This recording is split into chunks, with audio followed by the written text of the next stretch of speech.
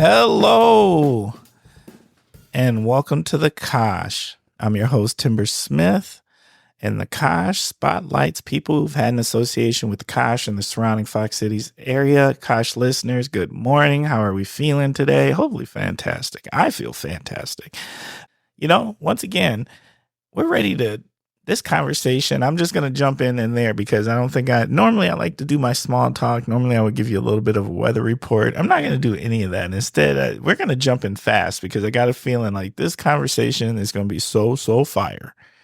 It's going to take a minute. And you all already know we don't do short episodes here at the Kosh. We flush out ideas. We flush out conversation. We truly listen and we truly talk to people. That's what we really do. But, the one thing that we got to do at the Kosh is, sometimes we must recognize when we get a fire guest. And this guest is actually what we call the Kosh alumni, which means they've got a prior episode. So this is going to be my second individual who's making their second appearance on the Kosh. And much like our first individual who did their second appearance, this is another person who's back running for a position here in our great region. But more importantly, you know what I'm going to say. You know what I'm going to say, Kosh listeners. I don't know why I continue to get these amazing guests. And once again, this week is no different. So, without further ado, this week's guest is Chris Wright. Chris, what's going on? Not much. I'm just glad to be here. Thank you for having me. I like what you've done with your spot. The recording studio is great. We've come a long way. I like the vibe. If I start to fall asleep in this chair, feel free to kick me because it's pretty relaxing and cool and nice. It is a nice vibe, but you know what I got? I got lots of brightness in here. You do. There's an energy. There's a reason we do these in the morning too, because I want to get people's best mind energy. Yes. Yeah, when it's strong. Yeah. So, and you get to really say it because you were part of the Kosh like at the beginning. I remember I recorded the first episode and you reached out like right away and you said, "Hey, I want to be on that." I did because I knew at that time, I knew in my mind, Timber's starting to do something cool. This is going to take off. People like to listen to what Timber has to say. He's going to put a good product out. I need to get on that because it's going to be good conversation. His show's going to grow and he's going to do his thing. Well, so I appreciate that, but really it's about the guests. And we have done those things that you say though. Like we have come a long ways. We are 100 and some episodes in, which is crazy to me. And like you said, at this point in time, we're creeping on 4 years. Yeah. That's some time. Yeah, I feel the time. I went from having I was just talking to your wife about how last time I was here I had a 12 and a 10-year-old and I think he was 7 then. And now I've got a kid that's about to drive, a 13-year-old that's going to be 15 the day after the election, a 13-year-old who's a 7th grader and a 4th grader. So I've got 2 teenagers now, a younger son. So I'm feeling that time thing. You're feeling the time thing. I'm feeling that time thing more and more. Oh, yeah. Well, you know what? Time is undefeated. Time is undefeated, yes. All right, Chris, you ready to jump in? Yeah, for sure. All right. Can you please share a little something about yourself and your connection to the Kosh and the surrounding Fox Cities region? Well, I went to college here in Oshkosh. I met my wife. My wife said, and her family said, if we're going to stay together, we're going to be here. So I've been Kosh through and through ever since I met her. And I've been really grateful for that. 3 children that I'm watching grow and trying to help grow and trying to make into productive productive human beings. I'm on the school board, which takes a lot of my time, which I really enjoy, which has changed me personally in a lot of ways. Just the gravity of the position has probably settled me down a little bit, made me more thoughtful, I think a lot more about every decision I do and make and how that's looked upon. You see more things, probably. I see more things. So that's changed me to want to try to be a better version of myself on a regular basis, just because, I think how you role model things in the community and how you interact with people and how you try to make this place a better place is an important thing when you're in a elected official role. So I coach, I go to a lot of sporting events. I mean, I'm in the gym a lot. I'm with kids a lot. I'm with families a lot. In fact, when I leave here today, I'm going up to Fond du Lac. I don't know, watch my oldest daughter play volleyball. She's playing volleyball right now. So it's just a real blessing to be in the Kosh and connected to the Kosh and continually learning about the Kosh. So it's a little bit about myself. Also, I work with the disabled and elderly in the community on a regular basis. So I'm in most neighborhoods in the Kosh, trying to make sure that people can stay in their homes regardless of what medical or health condition they have. So that's huge. I'm all in on the Kosh. You all are the time. Well, you serve. You're a servant. You're a community servant. Yeah, I can't respect that enough, and yeah, and it's to be celebrated.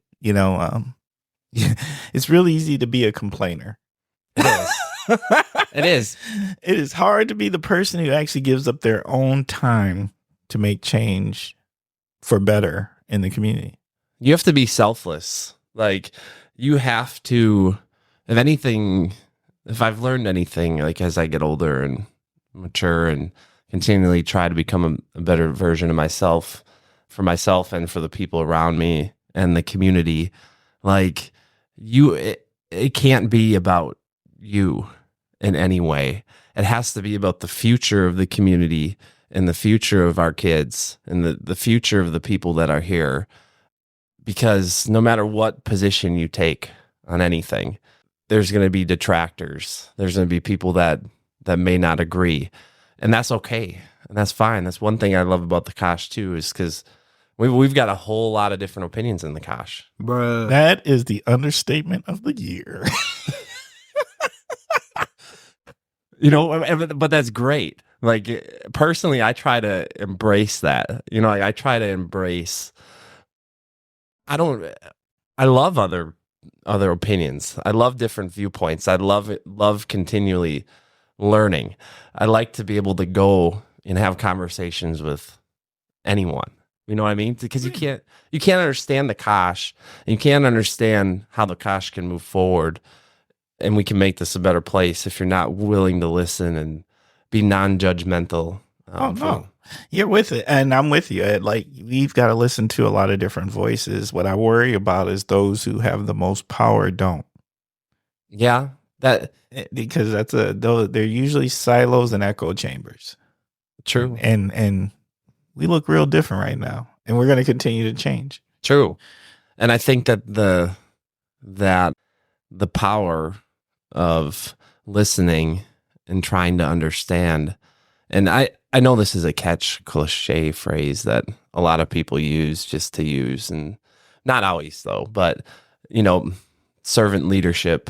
I'll go there and I'll use that phrase, because truly, like, you have to make it not about yourself. You don't, and you have to not get frustrated, about things, and take things with a grain of salt, and just live every day as your best day, and the best way that you can make a positive influence on others. I agree.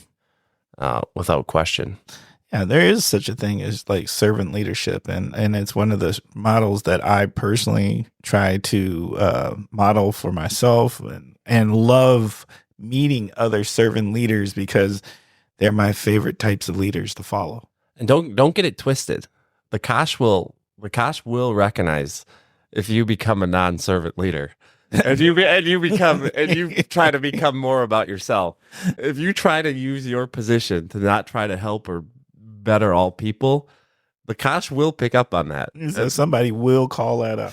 There's no Facts. doubt the Kosh will call that out, because the Kosh does not like, or in my opinion, Bruh. they like servant leaders, and if you try to get a little bit too much about yourself, they will knock you back. Yes. I agree with that statement. Agreed. No argument. All right. We're gonna come back and jump into that. But first I'm gonna ask you the other part of this intro question, and that is, if you weren't doing what you do professionally right now, what would you like to be doing? I don't know. I've always thought, like, because I feel like I'm a good connector, and I'm good at connecting people and listening to people and putting people in the right spots and the right groups. So I've often thought, like, something in business maybe, or something in sales, because I think that's my skill set lends towards being able to do well at that.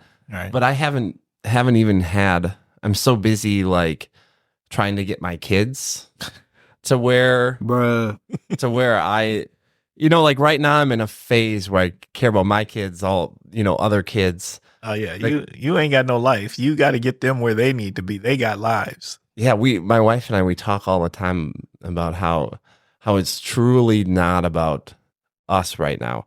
And I know there's tons of other parents hopefully listening, that I see all the time, and they know what I'm talking about. Oh yeah. Or that's raised kids during the the time frame when ours are from 4th to 9th grade right now. You're in the minivan phase. What I mean by that is, like, they have schedules of lots of things to do, and our job's to get them there. Yeah. And then not only do we got to get them there, we have to be there. Yes. Because we can't miss it. Those are important moments. Those are memories. Those are things that connect us with our kids forever. And they, nothing substitutes time. I know the story times later, but this is a funny story. Break it I gotta down. tell. Yeah. So we got a newer truck because my daughter's going to drive my old car, which she's cool with it. Not. I mean, it's a decent car, but the truck I was going to drive, I drove it for like 3 times, and then my wife's like, "The truck's mine." So I have Bruh. So I have the minivan now. So, like, I'll be going to pick my kid up at West or Traeger, and these kids will all be looking at my minivan, and I'm the dad minivan man now. Dad minivan man. My neighbors laugh too. If they ever see me in the truck, they're like, "What do you have to do to drive the truck today?" I'm like, because I'm driving a black minivan all around town all the time now. Hey, I don't know if that's the worst. Those things, you know what I'm saying? Like, No. they make it happen. They ride good too. They do. My signs I'm throwing up all over fit perfectly in the back, and I can cart a whole bunch of kids around. So, I'd minivan it if you put me a sound system in it, as long as my minivan bumps. Bruh. I love bumping music, but I pull up to my kids' schools, and every time I'm ready to pull up there, they must not think my music's like with the times maybe, or I don't know, but they turn it down right away. So the music goes from nothing to nothing as soon as they shut show that up, down fast. As soon as we show up in front of the school, it goes down to nothing.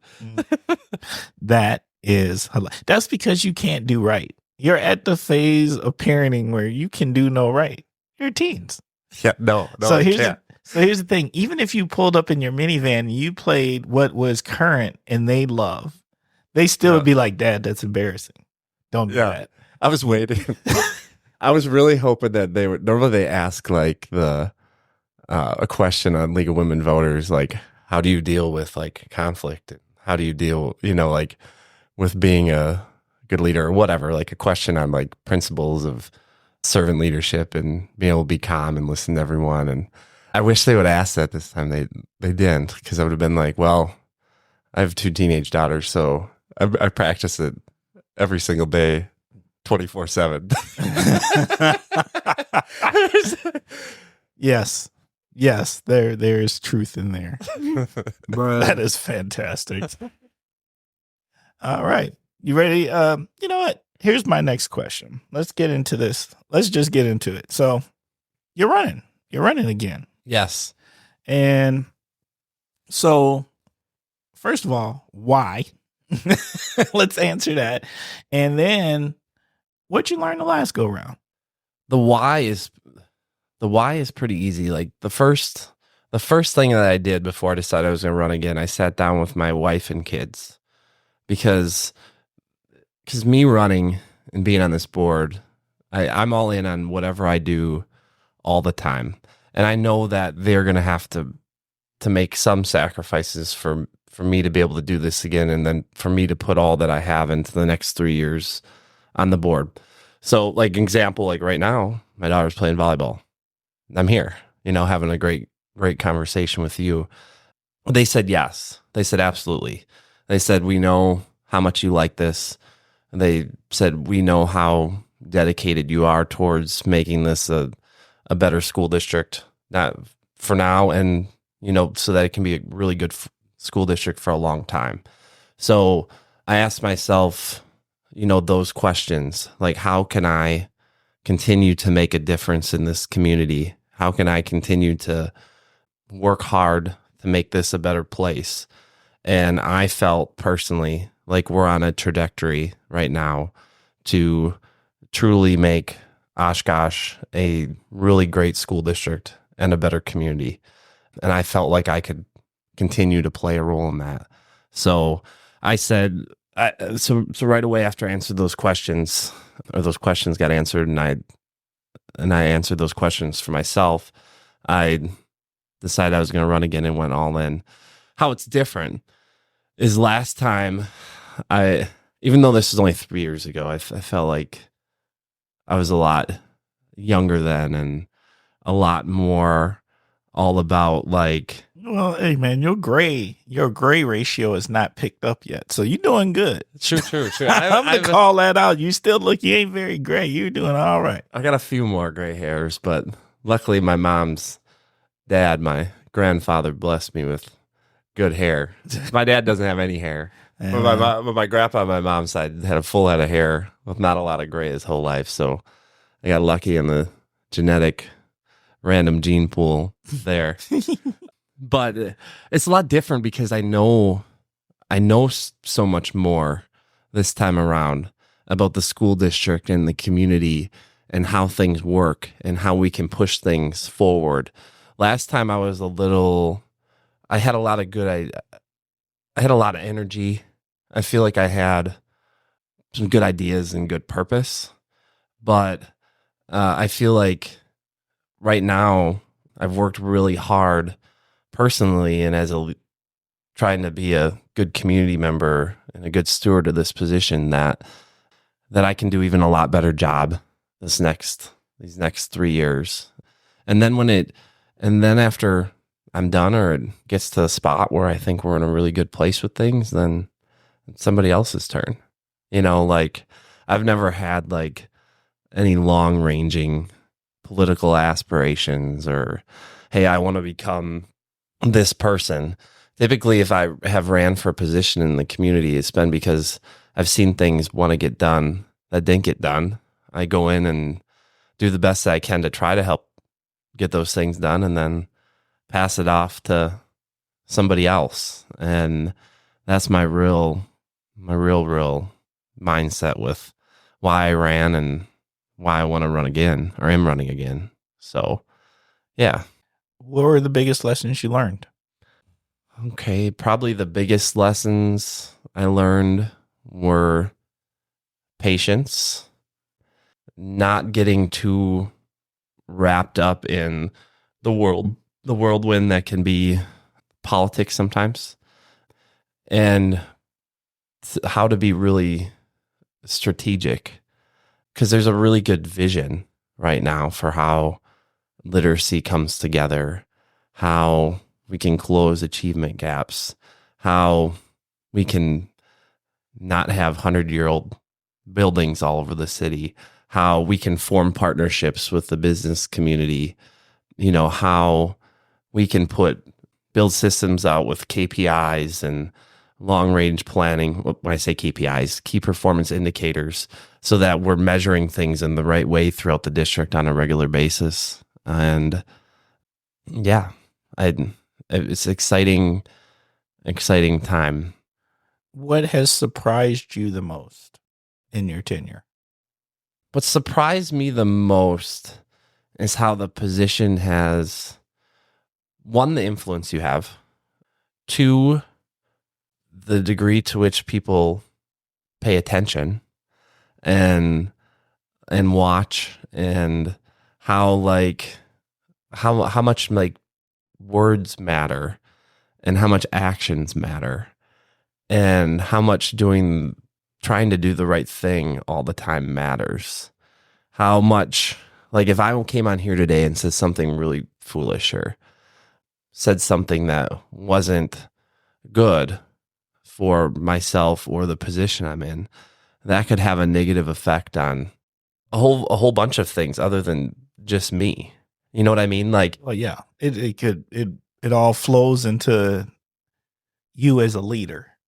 Yeah. And then people question judgment. Yes.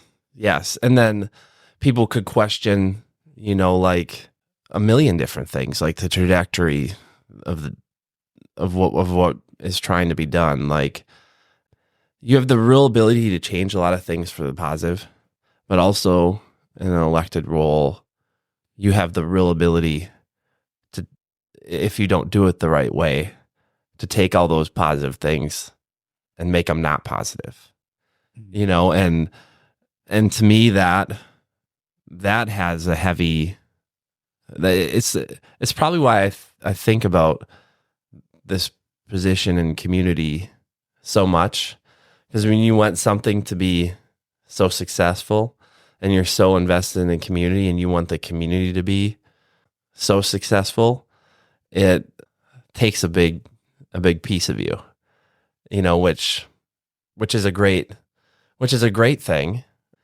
because there's nothing, in my opinion, like when you can try to affect positive change throughout a whole community through a role, like that's something that's a privilege. What do you, of course, Bosco the podcast dog must make an appearance in every episode. That is, I hear. that is part of being on the Kosh. What myths do you think the public have about the position? The myths are, the biggest myth is that you can just do all this stuff, right? Or that, no, you can't. You have to understand how government works. You have to understand how to work with others to get things done and to move things in the right direction.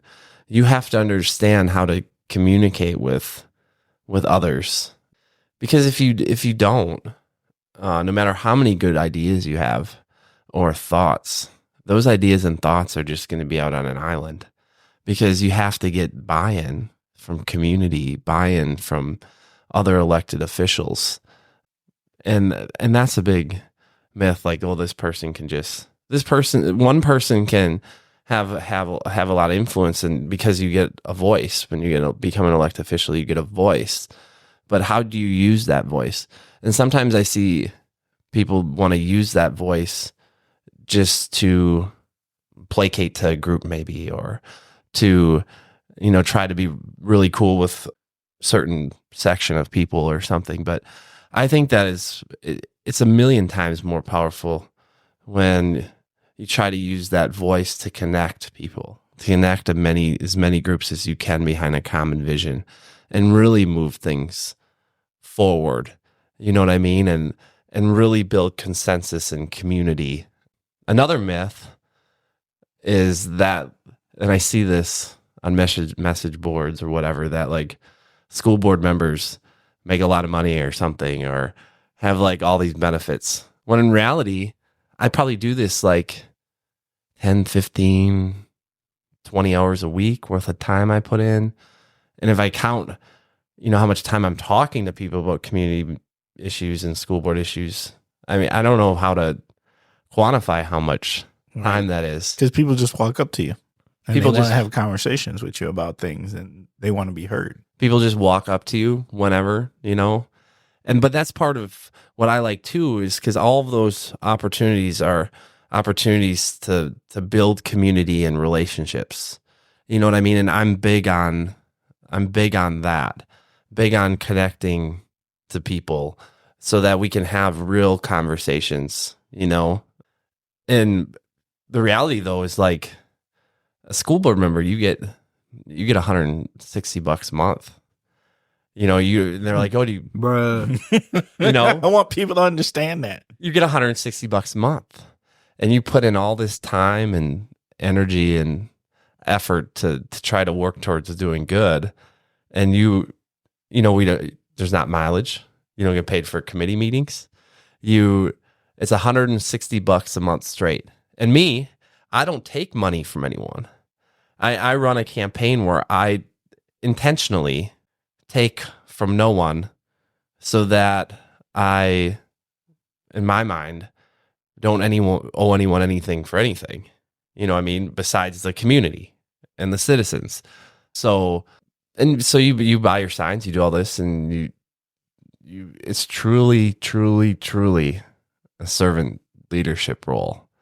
And anyone that's doing it and puts in all that time and effort and energy, in my opinion, has to truly be doing it for kids and community. Because and if you're not, you shouldn't be, first of all.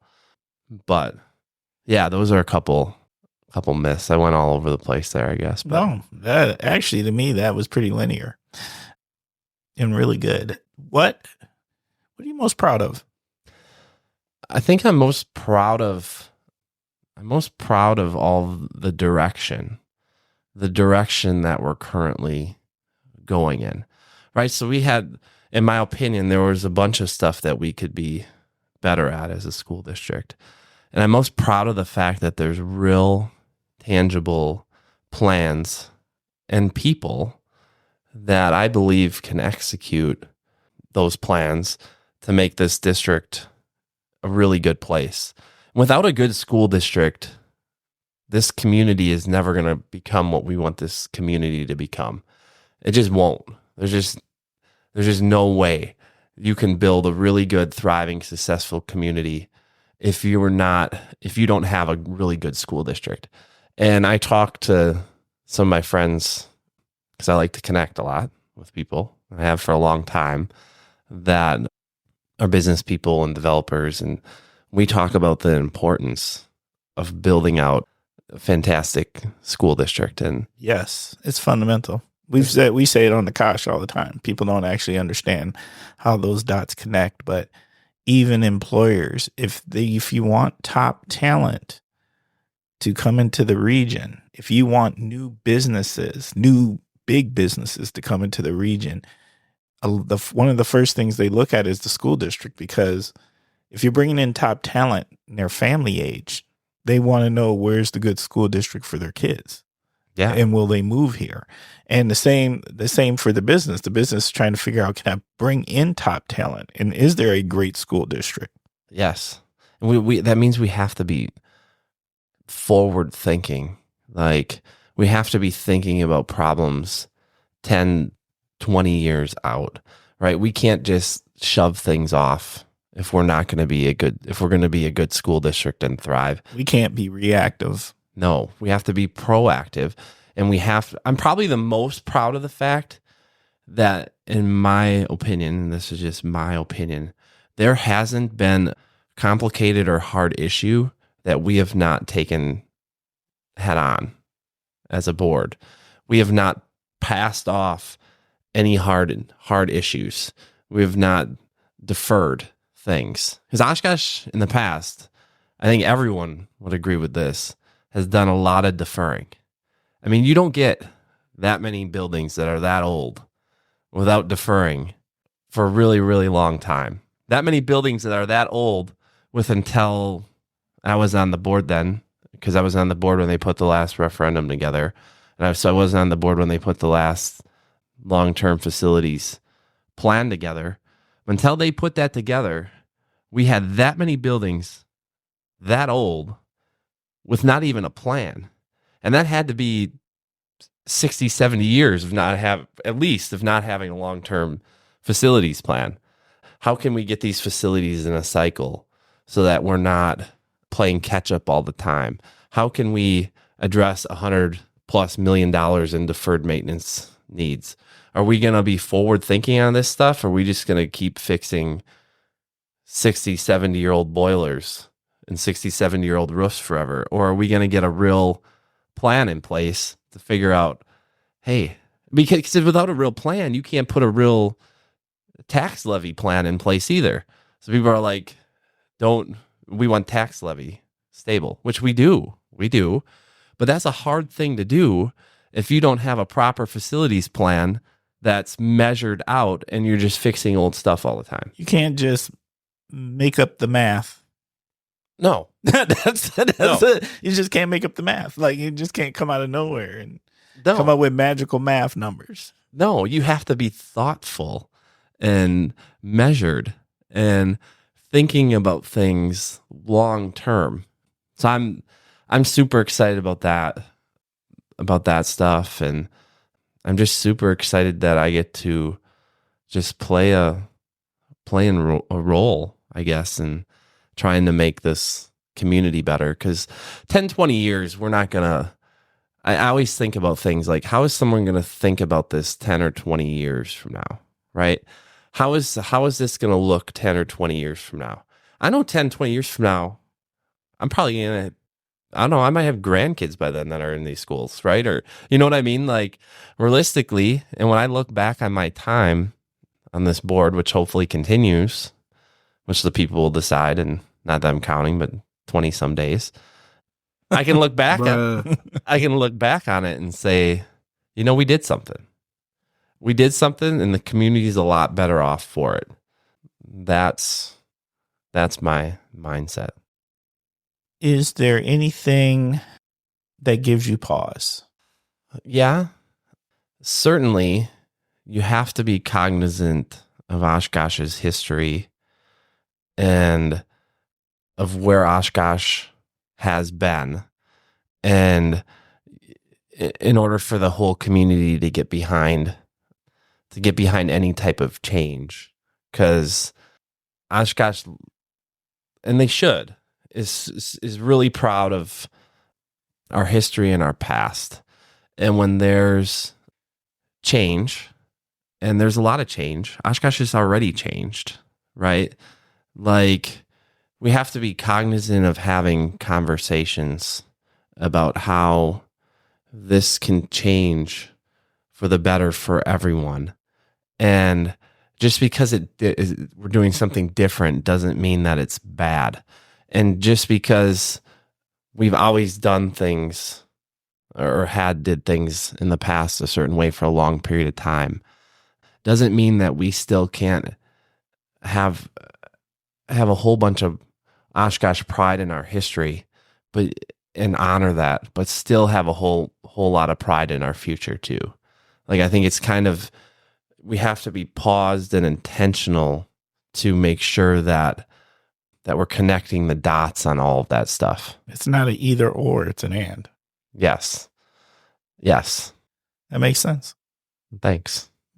I hoped it would. I always just speak from my heart and mind, and yeah. You do, Chris. You come in authentic, man. like no 100 about that. I mean, no ifs, ands, or buts. You come in 100. So, but that is why you are a great guest for the Kosh. Thanks. Okay. Well, I think we covered a lot of stuff in there. Matter of fact, let me give you another opportunity. Is there something particularly about your campaign or experiences in the school board you'd like to cover right now? okay, yeah, this is a good opportunity. I guess people probably don't. So mail out ballots went out. They're all due out on the 12th. And then people can start voting absentee in person on the 19th. So we're in the mix of, and then the actual voting day, election day, where you figure it all out, is April 2nd. So people don't realize they can start putting their votes in the kitty here real soon. Real fast. Yeah. If they want to.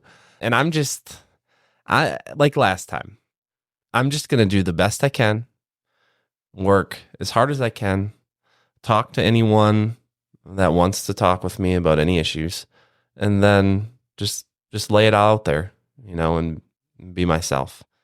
So the school board, my time on the school board's been a blessing and a privilege, and I'm really thankful for that. No matter what. So that it's had a profound impact on me that I think, will shape me for the rest of time. And hopefully I've done a good job and have had a positive impact on others as well. And if those things are happening, then in this life, I don't think you can ask for much more. Facts. Yeah. Okay. You ready to jump in? Yeah, let's go. Okay. First segment is called What in the World is Going On With? And that's where you start with the phrase, what in the world? And then, Chris, you tell us what's on your mind. So I thought about this a while, but all the economic development in Oshkosh, being all in on the Kosh, seeing all these new buildings, all this forward momentum all of a sudden, right? So what in the world is going on with why is this all of a sudden happening? I was talking with some realtors and some people, and they're like, we haven't seen this type of growth here in a long time with things happening. So what in the world's going on with that? That's a good question. What do you think? What are you attributing to? What's your thought process? My thought process is that for the 41 corridor, I call it, is kind of like a sprawled out metro area that's growing tremendously. Facts. Fox Cities. And I think that Oshkosh plays a big role in that. So I think naturally, if we're able to capitalize on just our location in general, that Oshkosh is primed to take off. But beyond that, because I'm in the community a lot, and a lot of different homes throughout most neighborhoods in the community, like I think that people that are outside of Oshkosh are starting to become aware of the fact that, oh, there's this cool place in the Fox Valley.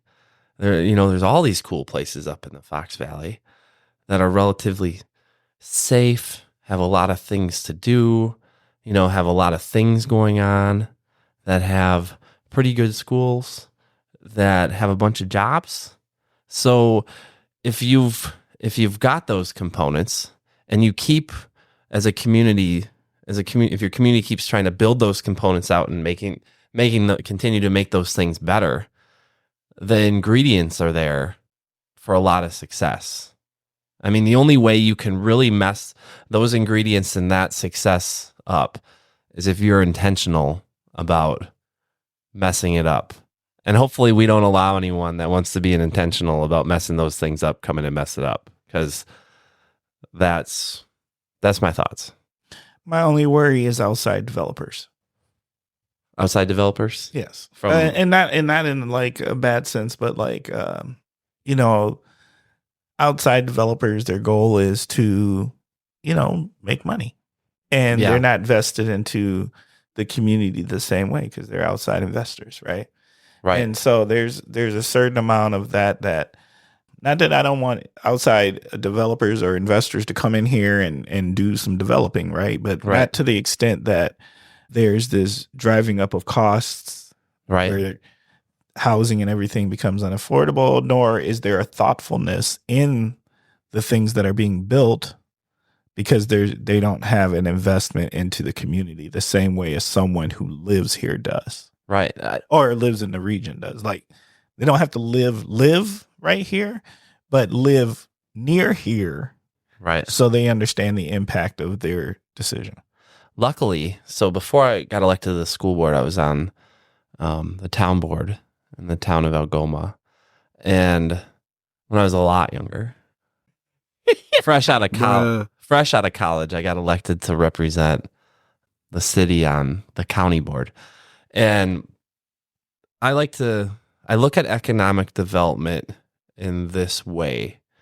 Your city and your region is going to become how you zone it and how government puts stopgaps, measures, or whatever in place to create and zone out your region and your city.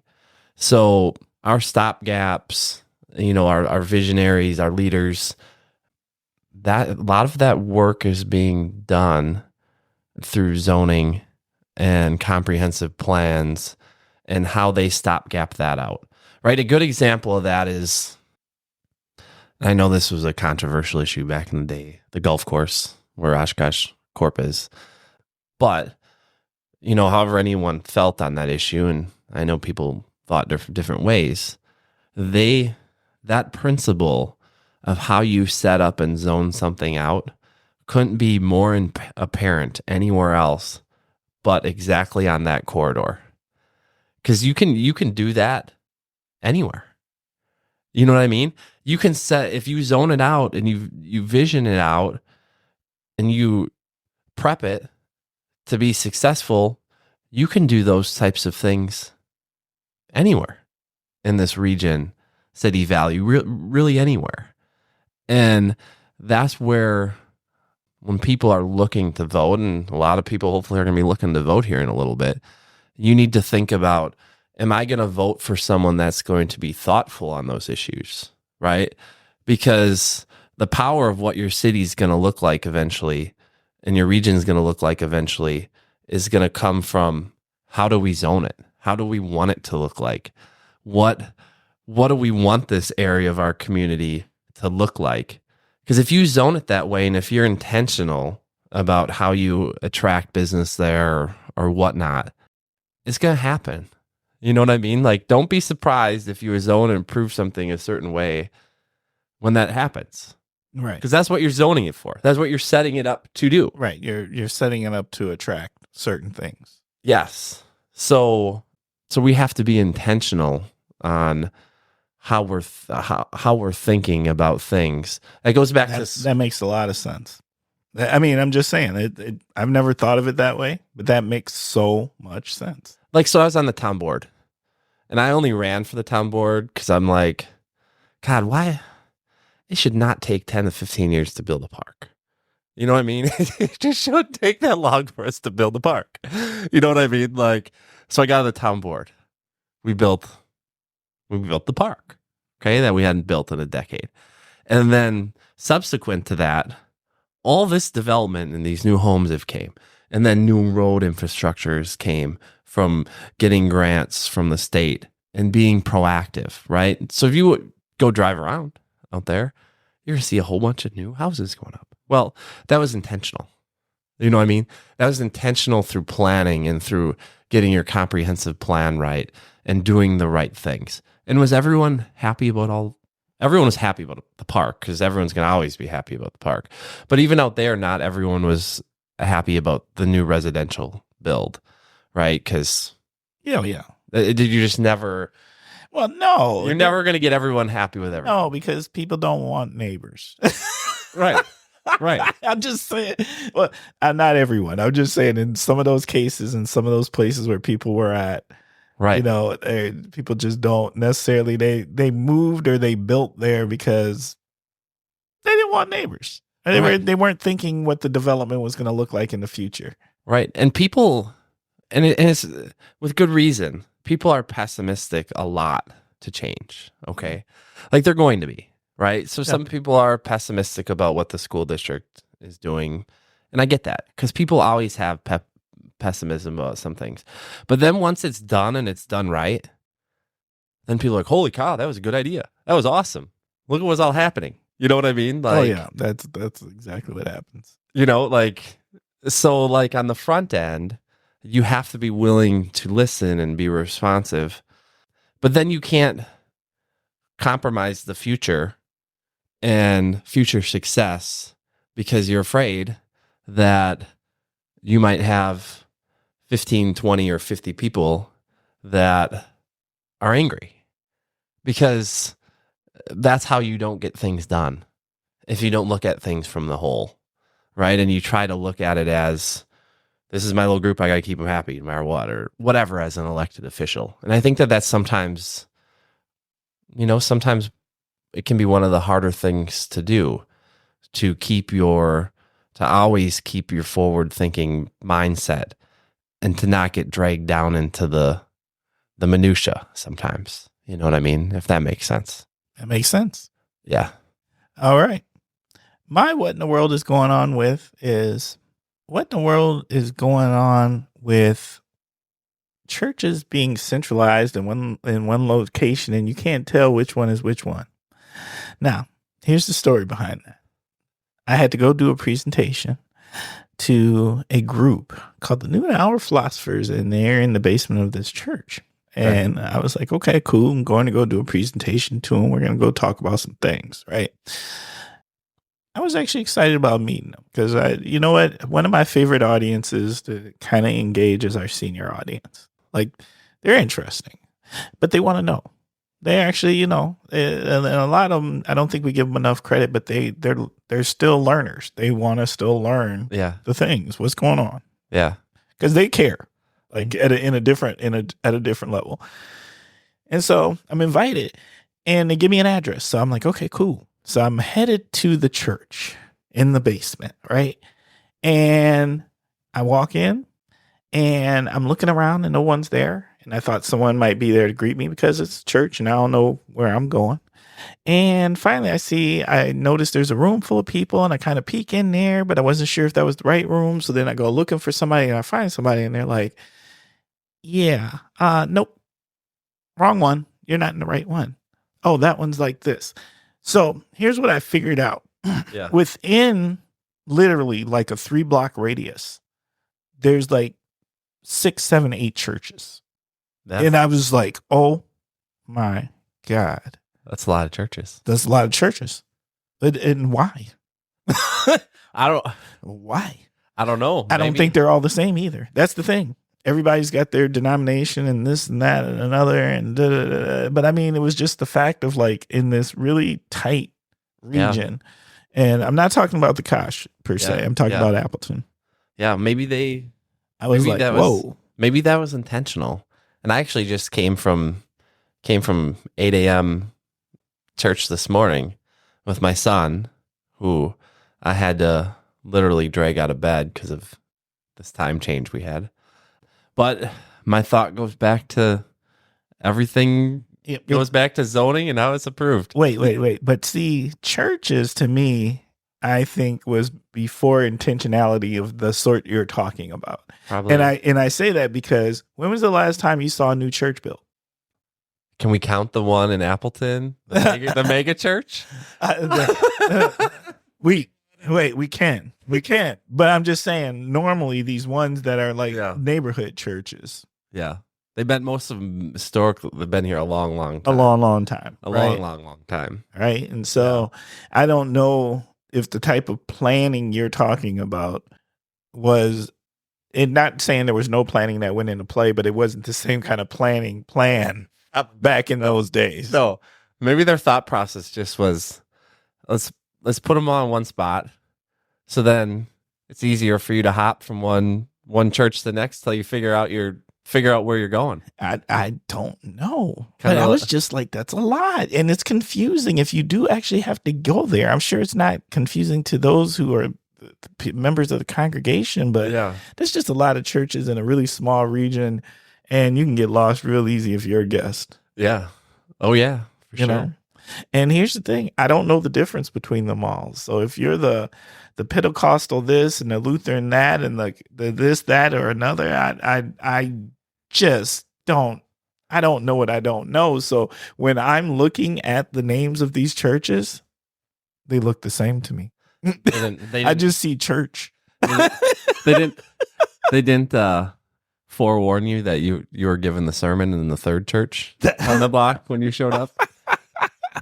And here's the thing. Sometimes those buildings are so big, like I'm not even sure. You know, like, is that one church or two churches?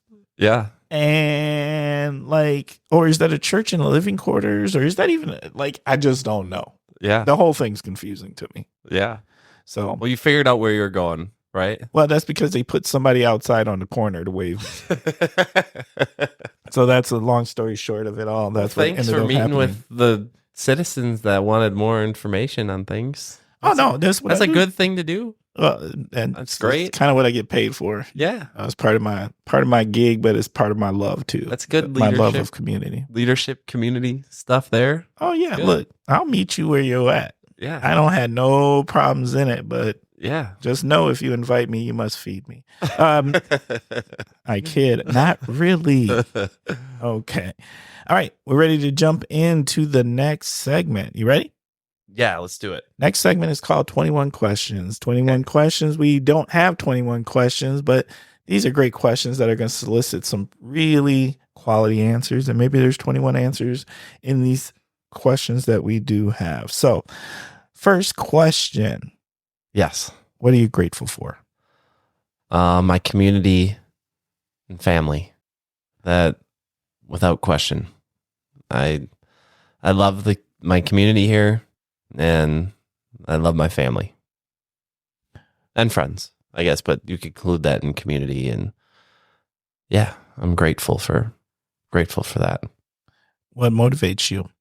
Really trying to be a better person every day, trying to be better at what I do, trying to be more thoughtful towards others, just trying to be a better version of myself every day.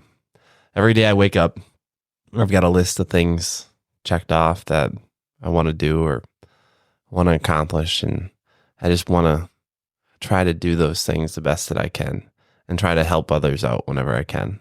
That's what motivates me. What grounds you? The same things. My wife and my community.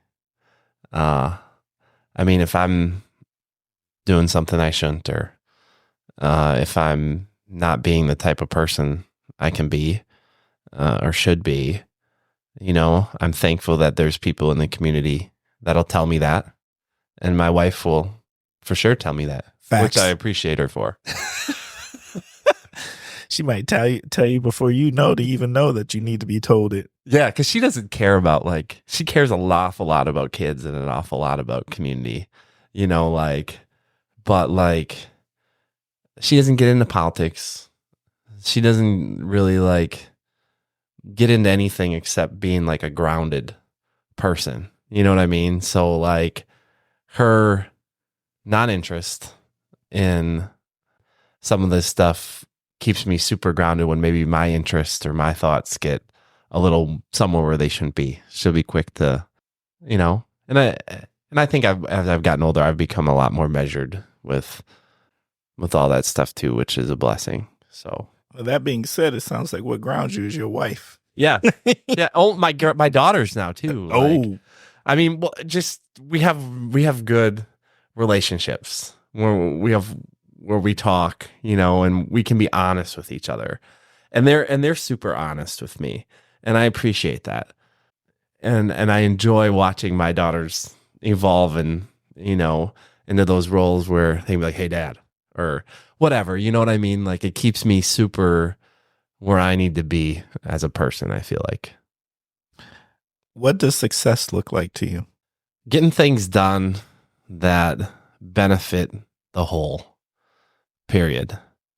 But in a different sense, though, sometimes success can just be helping out someone that's maybe having a bad day or talking to someone that maybe doesn't have the opportunity to talk to someone a whole much. I mean, it's just there's the big picture things, which are always big and important, but we can't lose track of the little things either, right? Like, because all of that stuff adds up and matters. And I was a kid, so my grandparents on both sides were from the Great Depression. Most of them had to quit school. Both my grandfathers had to quit school at 8th grade to work on the farm to, so that they could have food. As a family, they could survive, right? So one of my grandparents, they had a 3-4 acre garden, and they would can all their food, and what's funny is my grandmother, my mom's side, would talk to all of her grandkids. There was 10 of us, and she'd talk to us about how like we're working really hard, and we could see intentionally, like my one grandfather would put in fence posts so that my uncle could have shoes to play in games. And they were real intentional about ingraining in us that they were doing these things so that we could be more successful than them. And those are lessons that will never leave me because they were powerful, right? It isn't what you have, is what you're willing to do for others and how hard you're willing to work. And none of us are any different than anyone else. But what does, in my opinion, make us different is how we treat people and how we strive to make things a better place. So, yeah. What irritates you? I don't get irritated a whole lot anymore. And that's probably because I'm just so busy and so active and involved that I don't have like a million hours of the day to be angry or anything like that. But I guess what irritates me the most probably is when people aren't truthful and when people try to do things or use roles to do things that aren't in the best interest of everyone, but in the best interest of themselves. That's probably what really irritates me is when, because to me, like, it should be about the whole, never about the I, right? And when the I gets too big and you forget about the whole, that irritates me because I like to be a pretty simple person. I like to make sure that my kids and family and stuff, we have what we need to do what we need to do, right? So that we can be successful and take some trips. And, like, I've never had this lifelong ambition of being like a multimillionaire or anything, or like wanting to have a ton of money. It irritates me when people aren't grounded and they focus on superficial stuff more, I guess, more or less. So, yeah. What scares you? I don't know. I'd probably have to say not giving my best effort and trying to be really good at being successful at things for other people. That probably scares me, or not being, the best dad that I can be or whatever. 'Cause we have all kinds of moments when we can choose, when we're irritable, and we can choose to be a good person, or we can choose to affect someone negatively with words or actions because we're having a bad day maybe. And I guess I want to try to be good in those moments. And I guess it would scare me if I wouldn't have that mindset, What recharges your soul? A few things. Travel, having good intentional time with my kids. I never feel better than and I've been trying to be more intentional about this, when I get to just sit with my kids and family or watch a movie or go swimming with them or something. You know what I mean? That's the stuff that recharges me, when I can sit and have real conversations with them that about life and whatever don't revolve around like our regular busy schedules, which is a whole bunch of sports for them and and a whole bunch of stuff that I'm involved in. When we get to have that time, that recharges me a lot. How do you define love? I think love is defined by actions and by how you treat someone. You know what I mean? Like whether it be a relationship with your spouse or a relationship with your kids or relationships with others in the community, like you can love. Love is, how do you treat this person? How do you want to help someone, or how do you want to make something better, right? Like there's a whole lot of love that can come from being non-judgmental and towards being present for people and trying to make a difference. That's real love, I guess, not just saying the words. I think it's defined by real things, not just I love you. Well, I could tell 5 people walking down the street that, but how do you? You know what I mean? Do you? So, what is the most memorable life lesson you've learned from your parents, guardians, or mentors? My parents are humble people that will do anything to help anyone else. My mom runs this I think it's for a thrift shop. Every year she does this thrift shop banquet where she puts on this cool evening or day for people in the community that they live in that help out and volunteer all year.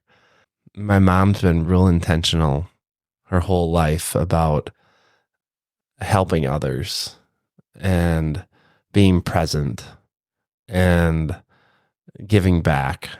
And that's probably defined me in a lot of different ways, really. So I'm thankful for that. My dad was a police officer for like 40 years, so it had a profound impact on me as a kid when like someone he dealt with like in their worst moments would like show up at our house all of a sudden or something and talk to me about how like he did that the right way and he used that position to help people. So that stuff probably defined me the most. Okay. That was a good 21 questions. Oh, cool. Good. Next segment. Word associations. All right. This is where I say some words and you tell us what comes to your mind. All right. And the tradition on the Kosh is this. We have one word, even back in the day, I think, that we start with. It is the word of unity. It is the word of love. It is the word that brings us all together. It is the word of community. And that word is food. What do I think about when I think about food? Sushi. And that's only because my kids have been on me for 3 to 4 months to take them to the all you can eat new sushi place off Jackson Street. Yes. Continually. Sushi Island. Yep. Sushi Island. It's legit. For like 4 months. They've been like Sushi Island, sushi, and then I'll tell them like, well, when we go there, I think it's like $30 for all you can eat sushi. It is, unless you do lunch. I'm like, you better be ready to eat. Because if I'm taking all 4 or 5 of us there for $30, we're eating $150 of sushi. We're gonna eat some sushi. But there's more than sushi. Is there? Yeah, I haven't been there yet. Yeah, there's a whole lot of different things. Like I like yes. There's just a whole lot of different things. And here's what's beautiful about it. They don't do the thing.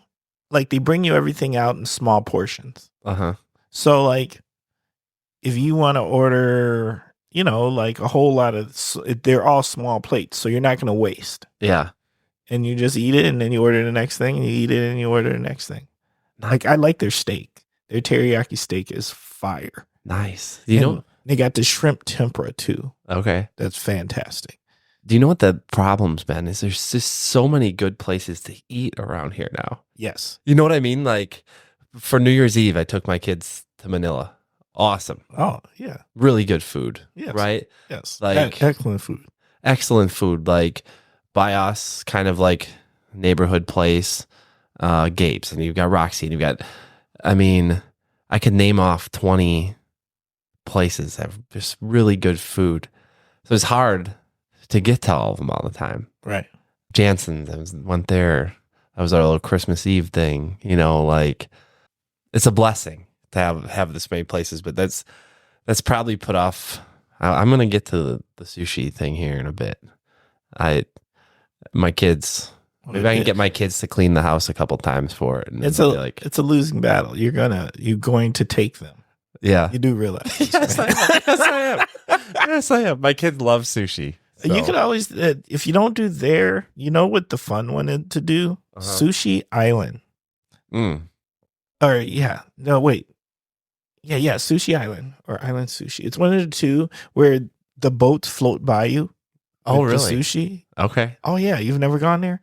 Fantastic. So then you're doing the thing where it's like a couple of pieces of sushi, and you're literally sitting down at like this big thing where there's boats and water, and they float by with pieces. So you just take off what you want to eat, and it's a couple of pieces on a plate. Okay. And then you eat. So you're getting a lot of different variety of a lot of different sushi and other things that they put on there. And then you just stack up your plate. Oh, that sounds wonderful. It's a fun time. That sounds wonderful. Yeah. All right. Since they're asking for those things, we in my household, we've gone through our sushi phases. Cocktail or beer? Mocktails mostly now. I'm more into neither. But I like really good mocktails. It used to be Captain and Diet Coke, right? Or rum and Diet Coke, but really I'm getting older, so it's more mocktails. I think someone should open a mocktail establishment. Yeah. I think it would That'd be great. Yeah. Like if I could go for lunch and have some mocktails with someone instead of a coffee shop. Done a lot of coffee stuff. Yeah. But a mocktail would be good. Yeah, they are. They're really good. And it still have kind of a libations type setting. I think that would be fun. And I think it would be a good business model. A couple places here do have really good mocktails. Yeah. And they're intentional about it. Like I know Beckett's does, and they're good. So, yeah. Okay. I didn't know. Yeah. Well, I may have to try. I'm not going to try any. I'm not even going to lie to y'all. I was going to say that. Yeah. No, I'm not going to try anything because once again, oh, and I forgot to say this earlier. Oh, this episode is sponsored by Sturgeon Spirits Craft Distillery. The Kosh's newest tradition, and that is because that's my church. So at the end of the day, I will be going there when they start serving. Thank you, Carl. Oh, yeah. Big shout out to my man, Carl. Thank you. And that whole team over there. Yeah. Todd and Tanya, all of them. They're fantastic. Yes. Shop local. Probably Wagner's. They've got a lot of good stuff. Facts. That's the local spot. It is. And yeah. Let me just give the big fat shout out to Chris Larson, our man. Another person who's running for office. Yeah, I listened to his whole episode. I think he was a little surprised by that, but it was good. I loved it. And I tell you what I kind of loved the most about it is I could really tell like he wasn't used to the spotlight on him like that. Yes. Which is a good sign, because like that likely means you're putting a whole lot of other people before you. Yes. But I do think it was really good, and I loved the conversation that we had. It was good. I have a real appreciation for real thoughts and real conversation, and he's real. Oh yeah, he is unapologetically Chris. Yes, he's on. Yes, yeah. And I have a real appreciation.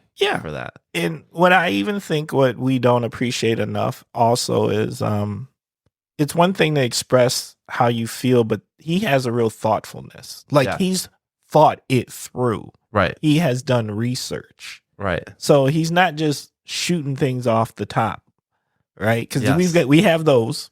We do. We have those people who will tell you this is the way it is because it's just the way they feel about it. Right. I get that. Yeah. I respect that too. But I feel a lot better if you give me some research behind it. Yes.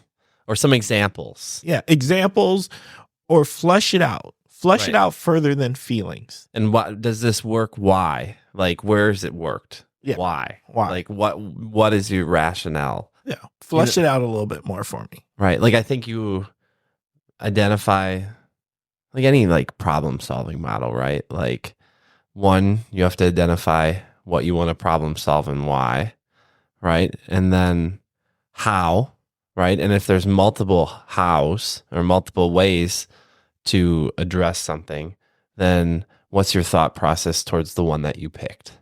And if you go through that thought process on things, like that's how you get real meaningful things done. And I can tell when someone, has done those types of things and it's appreciated. Yes. For Yes. sure. Yeah. Great episode. Concert. Huh. That's interesting. I told my kid, I haven't been to a concert in a bit. I like to go to Summerfest. I'm trying to think of who we last saw there. I'm really drawing a blank. I gotta be honest. Well, maybe it's not one you've gone to. Who you want to see? Who would I want to see? Yeah. Or who would my... Yeah. What's the Do you know dream what I concert? listen to a lot now? Mm. Taylor Swift. You want to go to a Taylor Swift concert? Probably. I don't think even if I wanted to, I don't think I could get in. Because we were one of those families that was in like the Taylor Swift ticket waiting box thing for a long time. And honestly, Taylor Swift, when I'm in my mom van, Bruh. or my dad van, and I'm driving kids around places, you gotta pick what battles you're gonna take up. And my life's a lot easier if I let these girls just jam out to their Taylor Swift and I do whatever. I don't know how she created such a hardcore following, but it's there. And girls, teenage girls, Yeah. Hey, look, if you're going to have a role model, I'm okay with her. Yeah. If I did get Taylor Swift concert tickets somehow, some way, which I think that's a really hard thing to do, I know that my kids would probably unequivocally love me forever. Facts. Not Well, that they don't. Let's just put it out into the universe, just in case some kind of way that Taylor Swift ends up listening to an episode of the Kosh, and it happens to be this one, which is it's about as astronomically non gonna happen. It's funny how even my concert process flows through my kids now. Hey. I feel that. Streaming. Oh, I stream everything. I just started a show last night, but I fell asleep. Like, it's on Cults.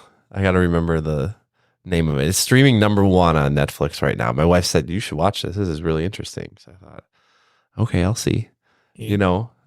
But I stream, I like history, documentaries. I like to stream the 30 for 30s on ESPN Plus. I don't know, you into the sports documentary? I know they exist. I don't do them.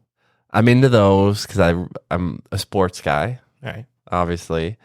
And then I'm into some of this, murder mystery stuff sometimes, but I stream everything pretty much, just because besides like sporting events and maybe like some local news, I only like local news because I don't want to listen to any of that other stuff, like other political news channels. I try to stay away from all that stuff.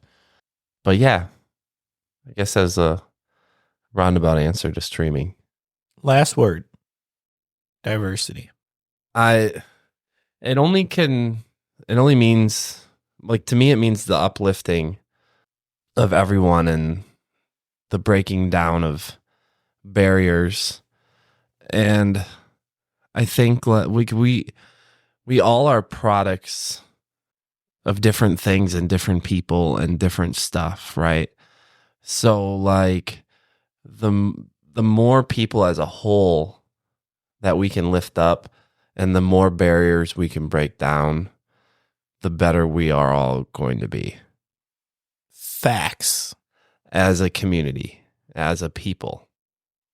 Yeah. And that's it in a nutshell to me. Like, people can go whatever other million directions they want to go with it, right? But like, we're all products of different things. Like, my family, came over from Europe a long time ago, wherever, right? And they had to, they had their own different circumstances and things. And like, just how can we break down barriers and allow more people to thrive and create cool things? Like, diversity is super cool.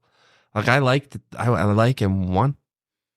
really like people that aren't like me, and thankfully I probably am my own version of me. You know what I mean? And Bruh. and we need to be trying to lift everybody up. So that is definitely one of the best responses I've heard for the work. Well, thanks. Yeah, that was good. That was really good. Okay. All right. Next segment is called the Kosh Hidden Gems. This is your opportunity to share a hidden gem with the Kosh listeners. And what that evolves is, it could be something we all know about, but maybe there's some details we don't know about, or maybe it's something we don't really know about, or things that people don't know about. I got to do this because it's the last time I saw you.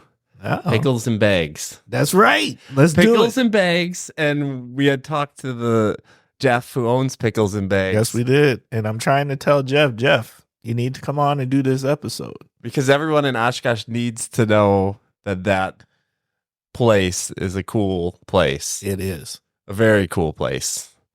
I mean, you can play pickleball. You can play bags. And you can have a good cocktail. And they have a bar. Facts. I mean, that's got to check off 80% of most people in Oshkosh's requirements. And it's large. You can host big events. So I had a great time. Yeah. It was fun. Yeah, it was awesome. So shout out to Pickles and Bags. It shouldn't be a hidden gem anymore, but if it is, it needs to be less of a hidden gem. No, I don't think enough people know about it yet. I haven't seen enough things out there for me to feel like they've really infiltrated some important circles. So off 20th Ave, where 20th Ave and Oregon are, that's where it is. Yeah. And that old little mall area there.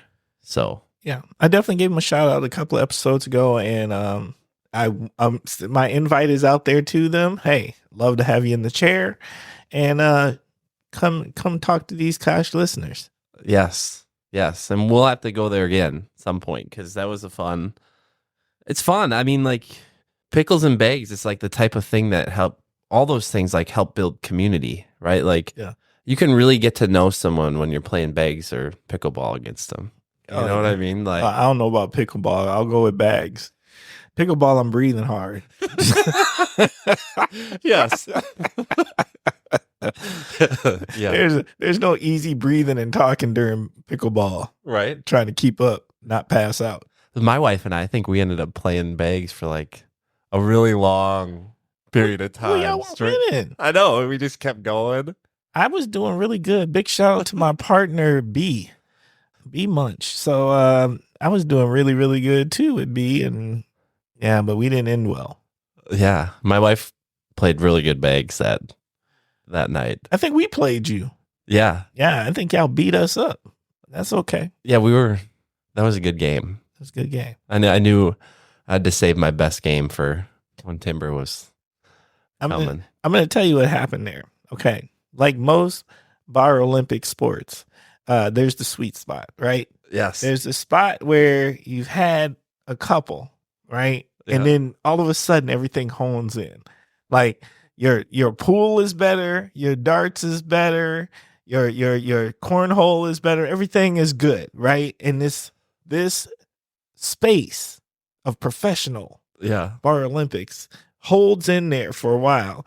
But then all of a sudden you hit the line of one drink too many. Yeah.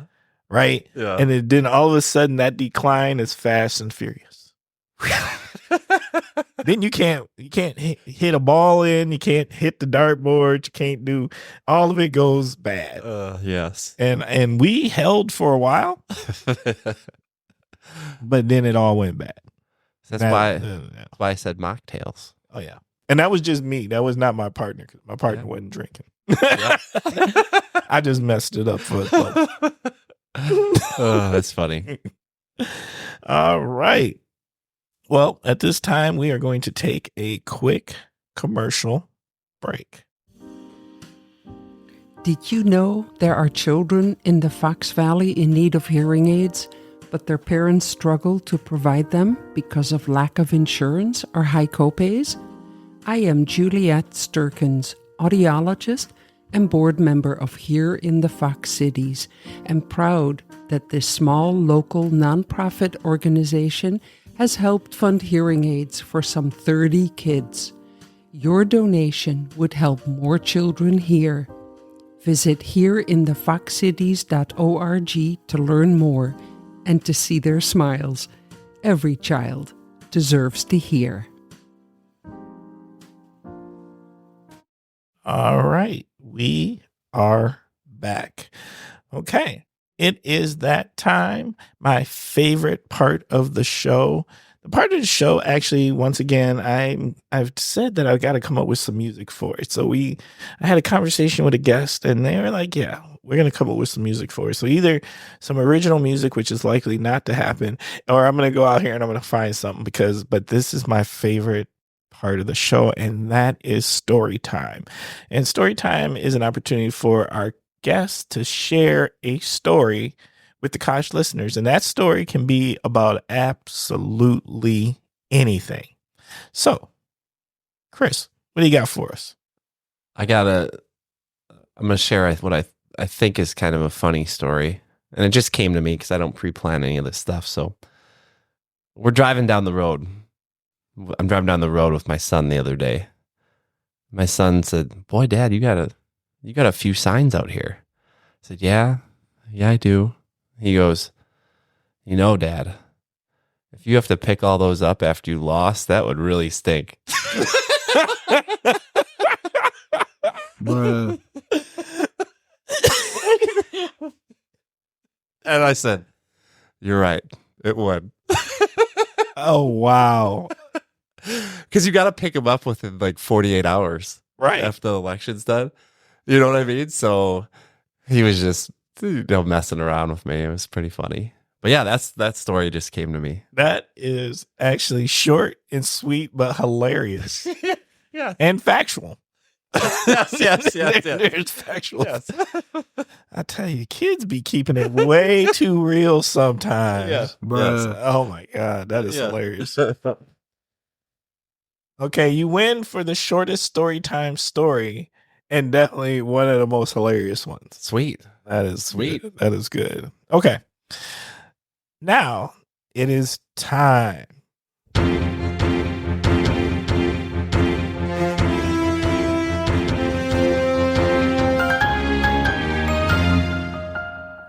All right, it is time for topic of the week. Yes, we love that feeling every time that music comes on. It is time for the topic of the week. Topic of the week is chosen 99.9% of the time by our guests, and this week is no different. So, Chris, what is our topic of the week? It has to be spring break. Spring break. Okay. Spring break's only, it's soon. It's A lot of your Kosh listeners have to be thinking, what am I doing when my kids are off for this upcoming week? It's actually from the 23rd to the 31st or whatever in there. So, because that's coming up so soon. It's got to be a topic in a whole bunch of households. Well, yeah, there's arrangements that must be made. Yeah. Okay, let's go. Well, what am I doing for the topic of the week? Well, it's your topic. So, Okay, so what are you thinking about spring break? Why is that the topic of the week? One, because my oldest daughter, I got to drive her to St. Louis. She's playing in a Midwest regional volleyball tournament in St. Louis for the Thursday, Friday, Saturday, Sunday to start spring break week off. And my parents are coming with me. Oh, that's cool. My other daughter's playing volleyball in Milwaukee too. So I've been grinding, right?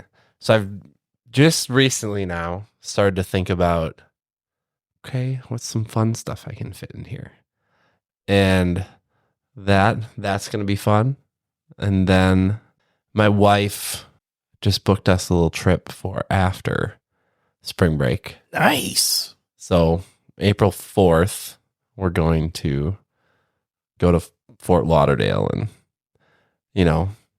no mom bus. I'm going to fly, rent, and just hang out for 4 days with, just us doing whatever.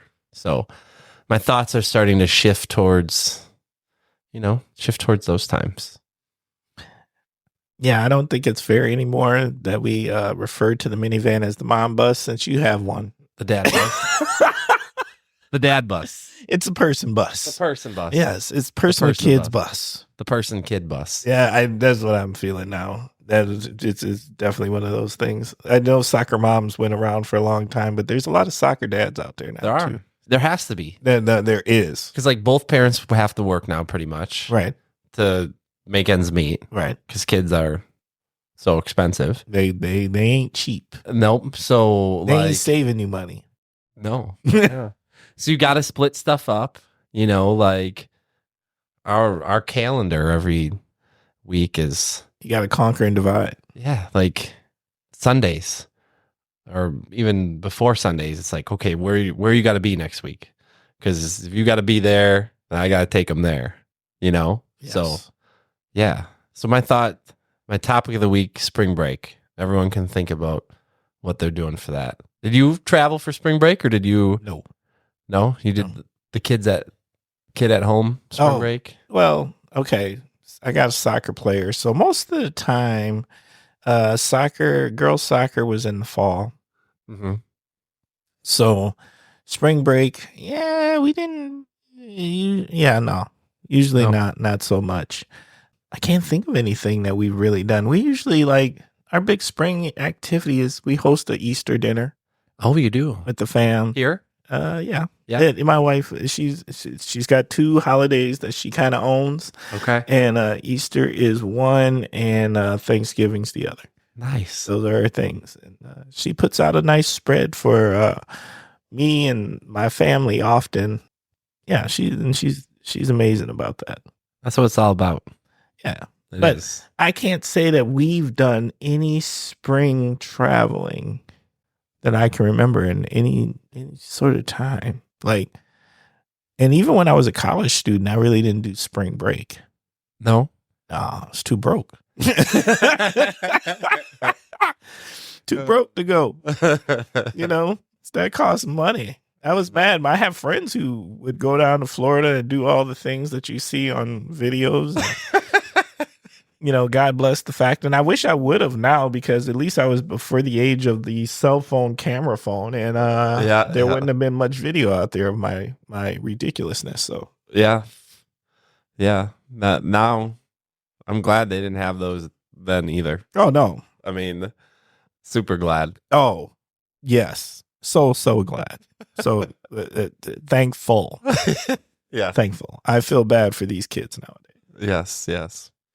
So, okay. So you've got a lot of planning to do, but you've also instituted a vacation in there for you and the wife. That's awesome. Yes, it is.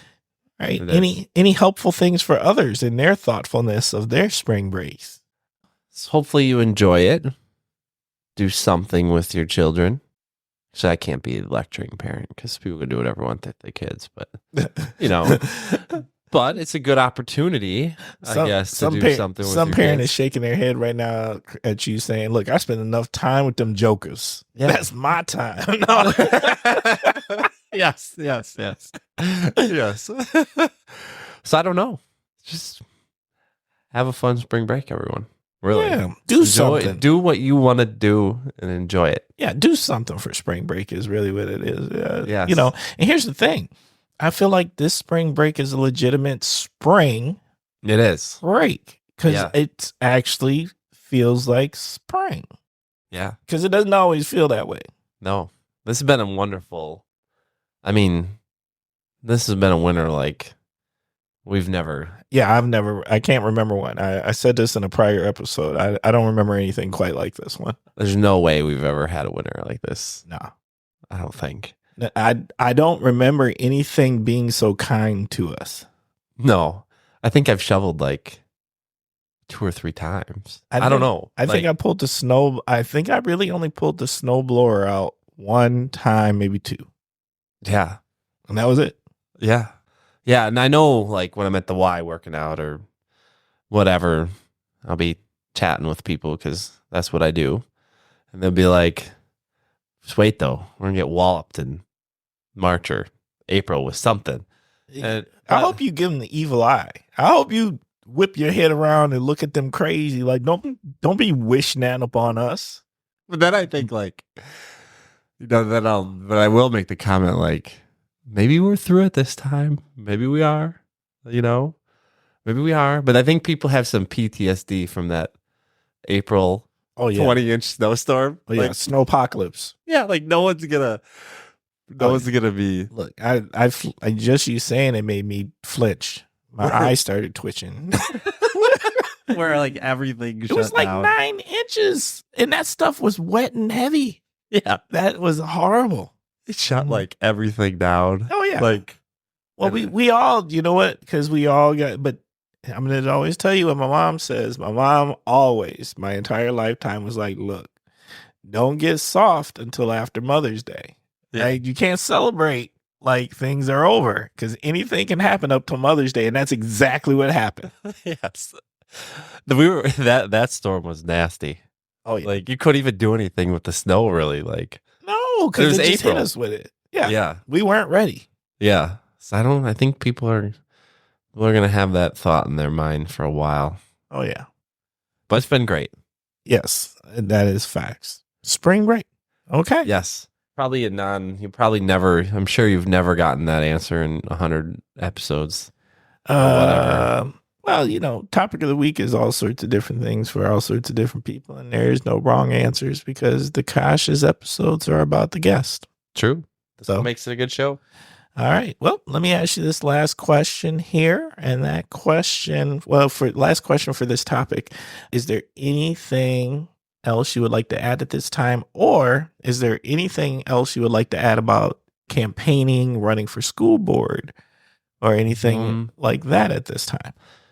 Really, and I've heard this echoed by a lot of people that are running for office right now. I just hope that we have good turnout. A lot of people vote and that people get to know who they're voting for. And because this stuff's important, kind of like we were talking about planning and zoning. Like your community will become, what you plan it to become a lot of times. Well, the people that are making those decisions are the people you're going to vote for or not vote for. So I hope a lot of people vote. If anyone wants to talk to me about anything, people know how to reach me, and they know I'm open to meeting and talking or whatever. And I'm just going to keep at it until April, and then hopefully I'll be able to keep doing the work after that. So, and really, like, I'm just appreciative that you do this, Timber, because this takes a lot of time for you to do, and you've got a lot of equipment here. You've got a nice spot, but it's so good for the community. It's so good for the community to have the opportunity to be able to understand people a little better and to be able to understand issues in the community better. So I guess I'm just thankful for you doing this and for allowing me to be on it on the show for the second time. Fact. So thank you. I appreciate that. Yeah. It's I can't tell you, like, this tears down barriers. Mm-hmm. We get to meet each other, and and we get to understand each other a little bit better, and we get to understand a whole diverse set of people. Yes. Living in our community with different jobs and different viewpoints and different things that are important to them and different ways that they live. And we spend this hour to 2 hours with them, and you know your neighbor a little better. And we demystify each other and we humanize each other. And I can't tell you how much of an impact that happens. How much impact that does have with it, because, when we know each other, we tend to care about each other. And right or wrong, like, people have to own too that they have preconceived ideas about people and places and things, right? Facts. Yeah, facts. They just do. Everyone. They just do. And having a setting and a format like this that can be used to break some of those things down is wonderful. Whenever you can, break some of those things down, it's wonderful. I just think it happens naturally when we just get to know each other. Yes. Right? Like, we can not live around some different types of people our whole lives, and then they're our next door neighbor, and then all of a sudden you're like, oh, they're kind of just like me. Yeah. That People really- are a lot more alike Oh, yeah. than they realize. No, And they all want the time. And they want the same things Yes. more than they realize. More often than not. Like, they do, right? So we put all this gobbledygook, like, out there sometimes, like, right? And it's just gobbledygook. Like, people are a lot more alike and want a lot more of the same things than people realize. Yeah. There's just barriers, in place that keep people from. Well, the people are at different stages, so they may be talking about the different things or the same thing, but they're talking about it at different stages. Right. So where one group or one person, one group of people or whatever, where they're at in the stage of things, this other group is saying, yeah, nah, why are we doing that? We've been done that. It doesn't make sense to me. That's a waste. But that's just because that's just not where you're at. Right. And we need to go back and get them to the same space, or take down barriers to at least provide them those same opportunities to get where you're at too. Right. Like, everyone wants to be successful. Everyone wants to have the opportunity to, to accomplish things that they want to accomplish. People want people to be successful. I think people just want to be able to live a respectable life. Right. Like, I think I don't think success is what people always think it is. I don't think it's like money and right and power and all of that stuff. I think most of us really are shooting for the basics. True. Let me pay my bills. Yes. And pay my taxes and do the things I'm supposed to do and be responsible and be respected within the community, where people just treat me good. Yeah. Not special, not better. Right. Just normal. Right. I think most of us, that's all we're really shooting for. Do I get to do the facts thing on that? Oh, you can say facts. Facts. Yes. We got to wait. We got to he's been like, facts. Yes. I don't have it down like you do. Oh, well, I get to say it a lot. And, but I do want you to take some opportunities within the person mobility van to say it to your children. Yes. Just randomly throw it out there. That's cool. Yeah. I'll let you know next time I see you how they respond to that. Let me know how that goes over. Yes, I'll let you know. And then randomly just throw in there, oh, that slaps. They will give me unfiltered direct responses. That's the gift of a teenage kid. So I'll be able to tell you exactly. Oh yeah, they'll probably be like, turn down that Taylor Swift. We got to tell you how we just felt about that. Yes. That is hilarious. All right. Well, thank you, Chris, for Yeah, making thank time you. and being a guest. We're going to start wrapping up this episode. All right. All right. Kosh listeners, you already know it's that time.